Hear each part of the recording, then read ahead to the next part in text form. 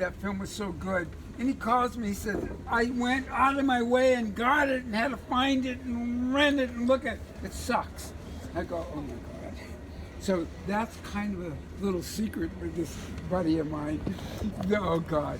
So if anybody doesn't know or care about art or art history, this event we're about to do would be stupid. Okay? It's based on art history. That's what it's about. Not even art, it's art history. And here was the situation, so you got it. You know the whole deal. I'm dyslexic, and I keep saying this in a very bizarre way. It's not, oh, I flipped those letters. It's, I read a word at a time. That's real time consuming. Big time. I can't read subtitles on movies, and I'm a big movie fan. I go movie every week. I can't get across the screen because about the third or fourth word in, I go back to the beginning. Okay, so when I got my degree in art history, which the three publishers that publish the art history for all of campus, there's three publishers, but each publisher produces a 2-volume set that you study art history with. And it isn't 2,000 pages of pictures. I had wished it was. It's the history of art and movements.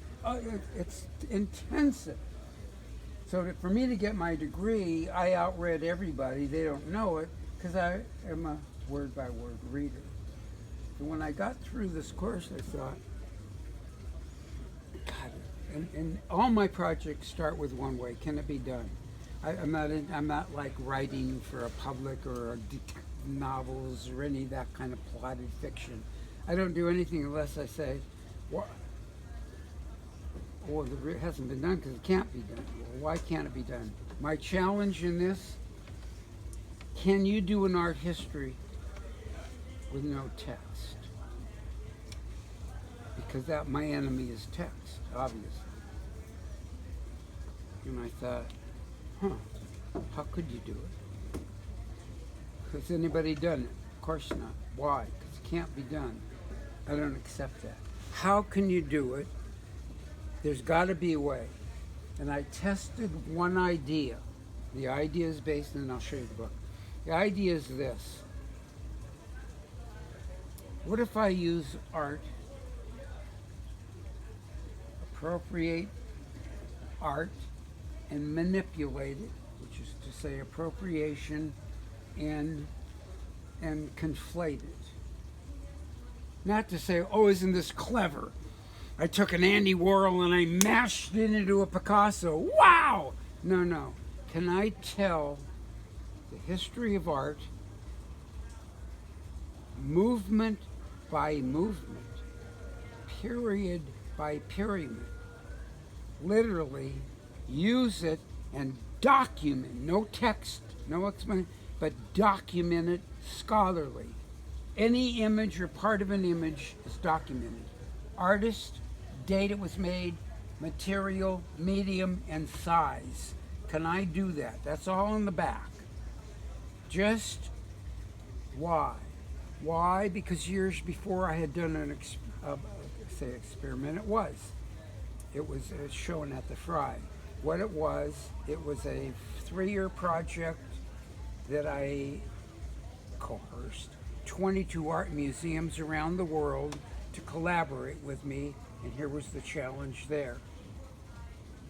What the hell are these people doing in museums looking at art? What is this about? What are they thinking? What the hell's going on? Okay? I did this big project. I'll tell you about that project later. But the point is, why do you have signs before you look at a picture? Why don't I do a book where you look and you don't have to know diddly about art? Look at this and what happened. Then at the back of each section, you can find out what was going on. This is conflation of several things. Several art, but real art. Real art from the history of art, not your neighbor with a painting of her local vase. So it's very scholarly, but without text. Now that was a challenge. I tried one idea, and it, for myself, it worked. And here was the whole foundation of it. I have two really personal interests in music and art, in performance and theater. It's all Beckett, Ionesco. It's all that kind of theater, absurd theater, philosophical theater, that kind of stuff, puppetry, all this kind of stuff. In music, Steve Reich, Stockhausen, I like that. That doesn't mean I don't like Beethoven, Bach, Mozart, all that. It just means that's where I go. So here's what I decided to do. I'm going to do a book told in two languages, Dada and appropriation. It doesn't matter. If I can pull that off to my satisfaction, that's all that matters. I'm not out there at all, and I'll tell you why right up front. If you're going to do that and be marketing and trying to be popular and famous or whatever you want to call it, then that's two jobs. The one job is hard enough for me. If I can do it, that's the end of it. Okay? This is the end of it.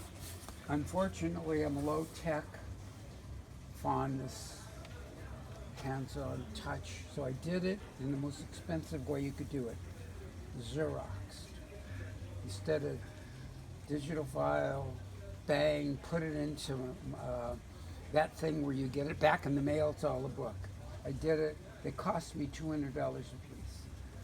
So the 100 that I intended to do ain't going to be 100 because I screwed up there. I quit at about 39 or something. But here's the book, and it's called After Art, a visual interpretation of an art history. Okay? After art is a term. After, it's like a cover of a song. It's after a painting, or after a sculpture, or after a print. Okay. And what I mean by interpretation of art history, it is art history because it includes every art form: sculpture, architecture, etching, prints, painting, the whole shebang. But everything in this book is done from two movements as the foundation language, because that's me. Dada and appropriation. I'm from the whole world, I'm from that area, that's just me. Okay, that doesn't mean I'm not insane over Leonardo and Michelangelo. It just means I'm going to use that language to tell the story of art history. Okay? Does that all make sense? I don't know how to express it in any way. It's hardbound. It was a killer. It took 15 years to do the book. So while I was doing the book, I was working on another project because you can't do 15 years on one project. And my head doesn't work there because I'm always working on other projects. So I'm going to go through it just casually, and you can see it and see what it looks like. And it doesn't matter what it means. You know what I was up to, and there. So here's the big mistake. This optimistic thing, limited. What is it? Limited 100 sign. No. And I thought, holy hell, what do I do? I'm screwed. I put it in writing. A couple of years ago, I was at the Whitney Museum. And I go to New York every year, so this isn't unusual. I happened to go to the Whitney, and they had a Diane Arbus exhibit, who I've seen many exhibits. This was a little different. They had different stuff. One of the things was a big, huge 16 by 24 print of the cover of not a book, but a portfolio, means actual collection of prints that she made. 10 prints, limited to 100 copies. Huge. And then I read the wall card. Huge. And in it said, she never did 100. And I burst out laughing, and the guard comes over. What's happened? I said, nothing. The greatest thing in my life just happened. He said, why? I said, well, it's too personal, and it has nothing to do with, no, tell me, I want to read it. I said, It's not her. She didn't do what she said she'd do. And she's big. I'm nobody. I said I was going to do something. Now I'm not going to do it, and I know how to get out of it. And here's how I got out of it. By putting in each copy, if there's only 30-some copies, it should have said fewer than 100 copies. But I got out of, not that anybody is going to know or care, but I went, oh my God, I can't erase it. I mean, I can't like do a Xerox and paste it over. I'm screwed. So that got me out of it. Anyway, so here's the way the book is arranged. I mean, the introduction says more or less what I said, okay? The one thing it doesn't say, or the one thing it says that I didn't say, it doesn't need to be said, but since we're doing it, I'll say. Unfortunately, I couldn't photograph everything that I wanted because I was making something out of what I was photographing. That means I had physical objects, collages, by conflating this artist with that artist. But worse than that, I wound up having to use physical antique chair, literally, an antique table, an antique buckboard seat. Whoa, we're deep into trouble here because I'm now filling my house with objects. So I started putting it in the dumpster after I photographed them because it's for a book. And in this process, I went, wait a minute. If I'm making these damn things, why don't I keep them? And maybe I'll have an installation of the objects that I made to photograph for the book. So that kind of bang, I started not going to the dumpsters. And by the way, the dumpsters I had to go at 2 and 3 in the morning because that's illegal. But I dumped them. There's one piece that involves 13 TV sets. 10 of them that I bought weren't worth shit. I dumped them. So it's hard to get rid of stuff, but I wound up with some of the great ones I wound up. So anyway, there were a lot of physical objects. I thought I would just be Xeroxing art. Not so. Okay, so here's the way it works. Fountain works. This lists each thing in this section. Doesn't say a damn thing about it, but it lists the titles I have given those things. You know what that word represents in art? It's the title of an object made in 1913 by a French artist, okay? Who? Duchamp. Marcel Duchamp, and what it was a urinal. And he entered it into the 1913 art fair in New York because it said, $5 entry, we reject nothing, meaning crap drawings. Said nothing. He put that in, and it was a rejection. It caused the revolution of modern art in America. It changed everything because it became a political, conceptual, philosophical, great argument for art. So, all these sections involve urinals. Okay? Portrait of the artist as a fountain. Read the names of the things. Okay? So this section involves urinals, and there we begin. And here's the titles of these pieces. Conception. Because the 7 stages in the life of art, all Shakespeare, whoever, these people that do the 7 stages of anything, here we go. There's conception. There's birth. But keep in mind, what does this refer to really? The birth of Venus. Oh, yeah. Okay, so they all are referential. There's childhood. There's adulthood. Let's see, childhood, youth, childhood. This is whatever. Adolescence. Okay, and there's Creative adolescence. that's a movie from history, from George Maley's Trip to the Moon, antique projector, antique table, antique chair.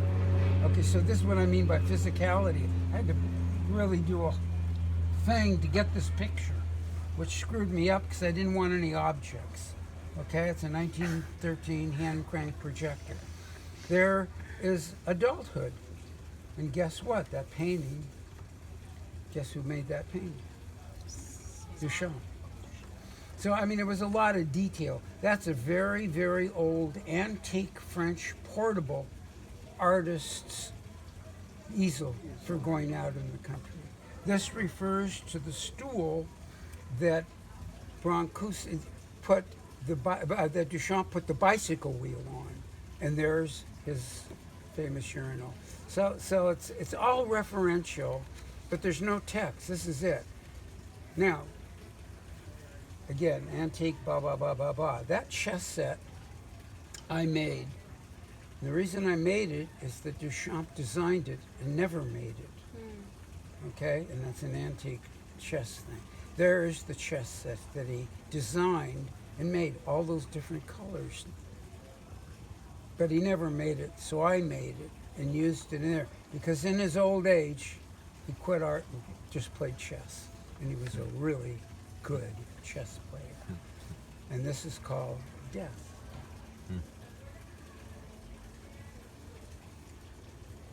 Two pieces. Okay, there he is again. And this is a flip book that I made of,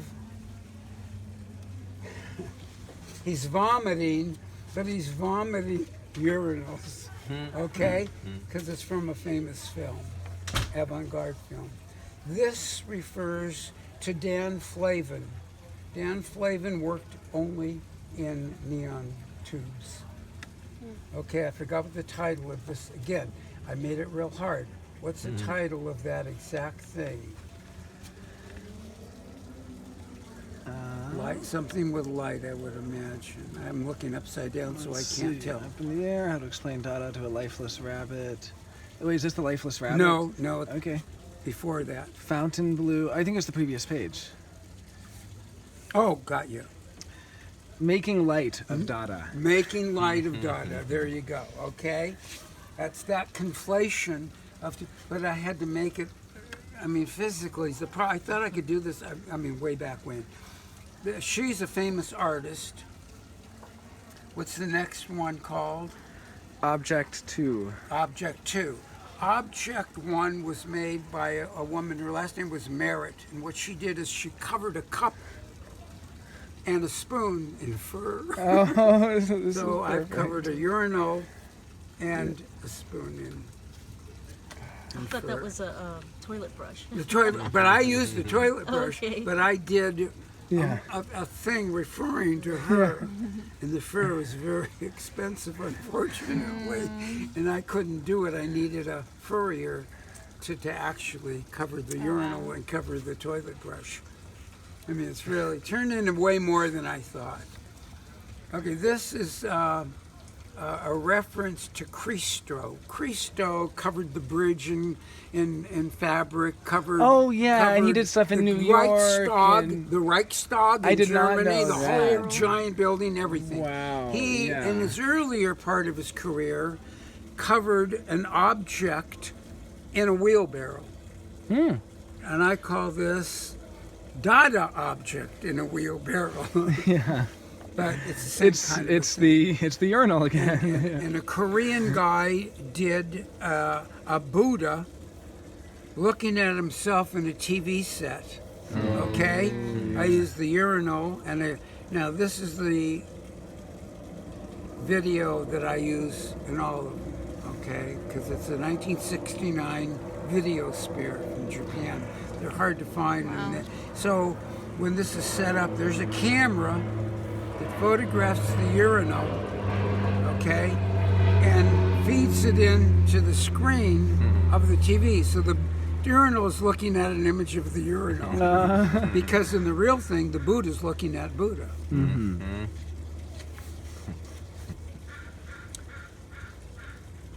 I don't want to explain everyone. I'll go crazy. No. But Yeah. but you the can ones that see caught what me. I'm doing. So wonderful. Okay. Yeah. You know, you can see what I'm doing. This is a famous piece by a German artist. I can't think of his name offhand.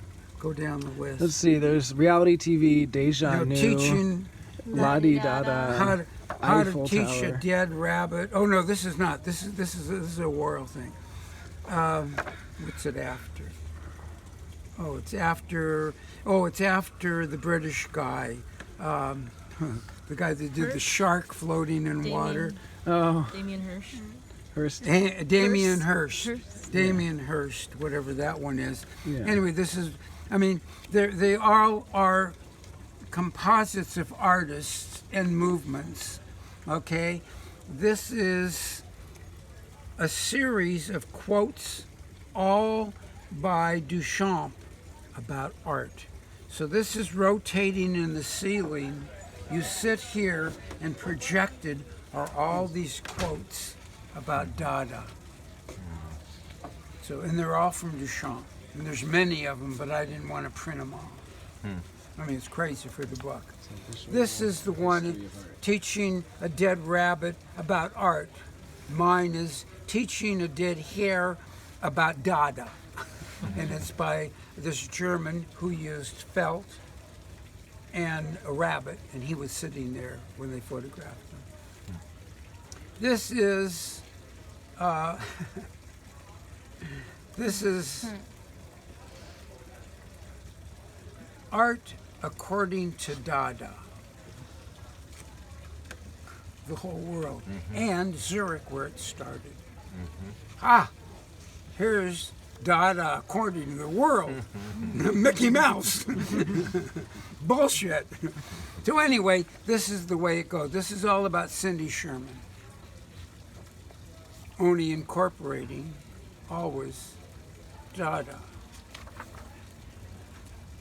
And if you look at Cindy Sherman's pictures, they're damn near exact. And I had to go all over to find that setting because I wasn't into Photoshop or bullshit art. I wanted to show what she showed. She showed herself as this pseudo movie star in these settings. So if you look at this picture of her, they're numbered, number 7, I think, of her in this exact environment as this persona that she is, these are exactly. You would have a hard time finding a difference in this shot. With the veil, she wore a veil and a hat and all that. Okay. There's a theme in art of red, blue, and yellow. That's art. That's it. And it's called, they refer to who's afraid of red, blue, and yellow. So there's who's afraid of red, blue, and yellow, only expressed in terms of Dada. Again, that's this conflation. So, but in the meantime, if you notice what I'm talking about, we're going through art movements. We're going through different styles of art. So that's the history. But these are the people that are involved in it. So the idea is as close as I come to how do you do art history without any words? Well, if you want to know any more, you got to look up words. But my deal was I had a hell of a time reading those words. Okay. And the idea was, is there any way, okay? So these are actually postcards on a rotisserie thing, and I forgot the title of that one. And these are called, let's go to the, I think it's the next page. Yeah, no, hold on here. Where's that next title page? Well, we were on the Cindy's. Okay, it's and Bilbao. then- right. What does it say? But we had Dada according to the world. Dada, Bilbao, Dada. Oh, maybe it's further down. But and then these are superimposed because there's no way I was going to take them to all these places. I did too much traveling on this thing as it was. There's never pay because this is all part of the Dada. It must be part thing. of the same series. Well, I Okay. saw Art History Gone to the Dogs was the Okay, previous there one, we so go. now we're on Okay. Bad Boys. Okay, so these are all various art museums because you can go there and find big Damien Hirst or Jeff Koons, giant. So I'm really mocking hate to say it, Jeff Koons when I do this, okay? He's got a dog that big in front of that museum. So I'm just taking a riff on him and doing it at all museums. However, this one is very special because I went to Zurich to do this. This is where Dada started, right here, Café Voltaire. That's where it began. So I'm putting a Duchamp, obviously, urinal there to kind of make the connection there. So so I did them to these museums. Not every museum, but to a lot of museums. These are in France. Okay, now let's go to here. This is a trip on a very famous photograph of Marlon Brando on a Triumph 1955. So this I did have to finagle. I got a guy with a motorcycle that isn't a Triumph, but it's a 55, but because of this headlight, and I'm covering up the Brando with the urinal, I could get away. It looks the same, but the background is exactly the same. So, tribute to all my heroes, I guess. And it's actually called 3. What does this say, Jonah? I can't read it upside down. 3 Bad Boys. It's called. Yeah. So that was Bad Boys, and this was Dada to the Dogs. Yeah. Duchamp, Brando, and me for ripping them off, because I really ripped them off doing this. I mean, this was it was a little more than appropriation. It was kind of stealing when you think about it. So I called it 3 Bad Boys. And this is called Reversed Fountain. It is a urinal, but it's really a reflection on a very famous installation in the Hudson River by a guy who did these huge fountains. They were gigantic. I forgot his name, but anyways, here's a Damien Hirst. Damien Hirst cut a calf in half, and you could slide it back and forth and put it together. So I did the urinal thing. I forgot what I called it. So there's the end of the urinal section, and that's from a very early, Thanksgiving Day parade. And I just thought I'd end it that way. Now, here's what I meant by the scholarly part.